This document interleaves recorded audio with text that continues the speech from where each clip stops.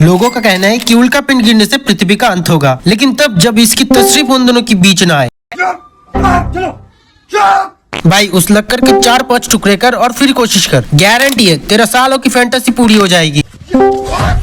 अबे ऐसे तो ऑमलेट कच्चा रह जाएगा, पहले उस लोहे को गर्म कर फिर कोशिश कर। तशरीफ को तू इतना मजबूत क्यों कर रहा है? अबे वो सिर्फ टिकाने के और फुसफुसाने के काम आता है, बाकी तुझे अफ्रीका का सैर करने वो बात अलग है।